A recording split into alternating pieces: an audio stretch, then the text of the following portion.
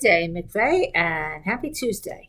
So, I'm going to start today with a reading project from Dominic DeRiggi, who read 720 minutes this summer. So, this is the form from the East Meadow Library. And what you do is you color in one of these circles for every 20 minutes that you read. Well, Dominic colored them all in, and that equals 720 minutes. Go, Dominic. If you did something over the summer to get smart, I hope that you turn it in just like Dominic did so we can give you a shout out. And speaking of that, I want to review our school rules that we all learned. First, we have body control. And a reminder, body control means that you have control of your body and only you have control. So if something happens, you decide what to do next. When you have good body control, it's not only about your hands and your arms, it's about what you say also.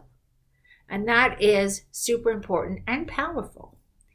Now, if everything goes well with body control, the second rule is an easy one. Be a bucket filler. So with good body control, you don't say things that are unkind. You don't bucket dip. But at McVeigh, we try extra hard to make sure that we are filling people's buckets, saying good morning in the hallway, complimenting people, sharing, making new friends. That's bucket filling. And then our third rule, no retaliation. Well, if the first two rules go well, the third one, we don't even need it. But just in case something goes wrong, you have a decision to make. If something happens to you that you don't like, you get to make a decision to have good body control and be a bucket filler by not retaliating. And that will help you a lot because then you won't have any problems.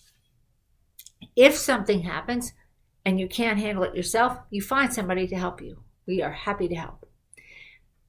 Next, do the right thing when nobody is looking. Well, again, if the first two rules went well, you won't have to worry about the fourth because you'll be doing the right thing all the time when people are looking or not looking. All right, but last is get smart. Well, one of the ways that you can get smart is to do extra projects on your own and submit them to me. I have a special box in the main office. And if you do, you'll get a shout out on our show. So I look forward to seeing all the ways that you are getting smart.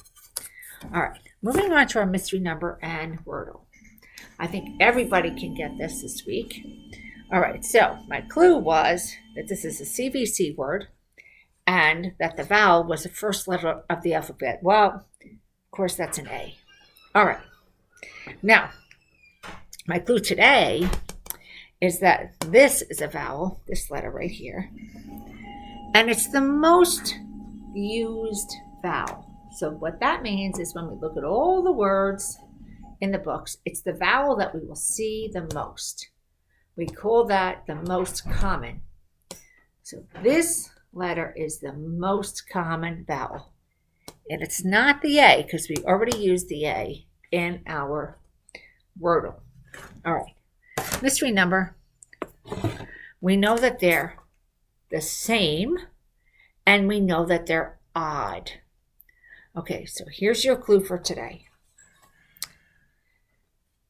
These two digits, when you add them together, if I were to take this digit and add it to this digit, the sum or the total would be less than 15. The sum or the total would be less than 15. All right, see if we can figure that out. Now it's time for our Mighty Kind moment of the day. We'll get a drum roll. Dun, dun, dun. Okay, so the Mighty Kind moment of the day is a shout out to all of the people that have been helping with arrival, dismissal, lunch, to make the opening of schools go smoothly. So when you see one of those adults around, please thank them, because without them, it would have been a lot more difficult. And those people didn't have to spend all that time on their own helping out.